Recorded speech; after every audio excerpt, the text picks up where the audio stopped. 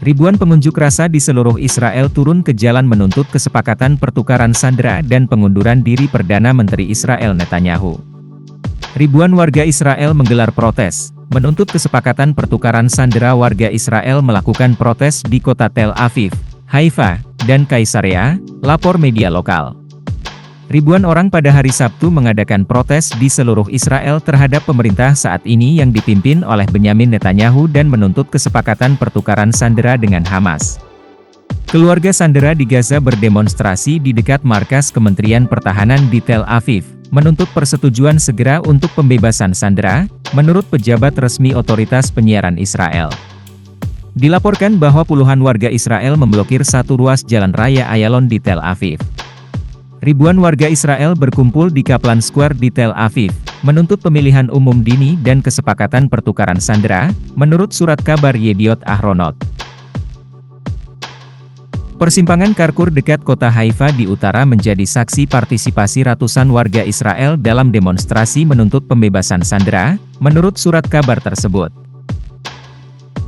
Yediot Ahronot juga mencatat bahwa ratusan pengunjuk rasa berkumpul di luar kediaman Netanyahu di kota Kaisarea di utara, memegang spanduk bertuliskan, "Netanyahu, Anda bersalah."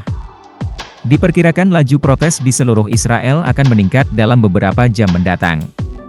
Keluarga mereka yang ditahan di jalur Gaza melakukan protes hampir setiap hari untuk menuntut kesepakatan yang mengarah pada pembebasan kerabat mereka.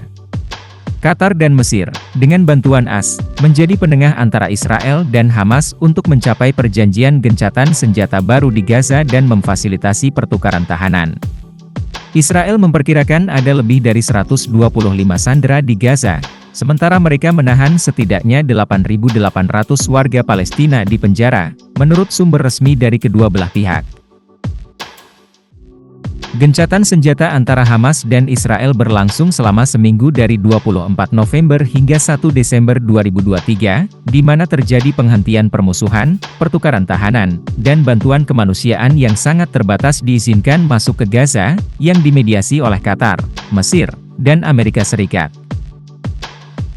Israel telah melancarkan serangan militer mematikan di jalur Gaza sejak serangan lintas batas pada 7 Oktober yang dipimpin oleh Hamas yang menewaskan 1.163 orang.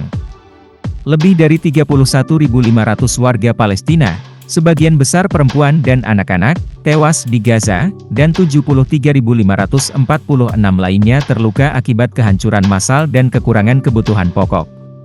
Perang Israel telah menyebabkan 85% penduduk Gaza terpaksa mengungsi di tengah blokade yang melumpuhkan sebagian besar makanan, air bersih dan obat-obatan, sementara 60% infrastruktur di wilayah kantong tersebut telah rusak atau hancur, menurut PBB.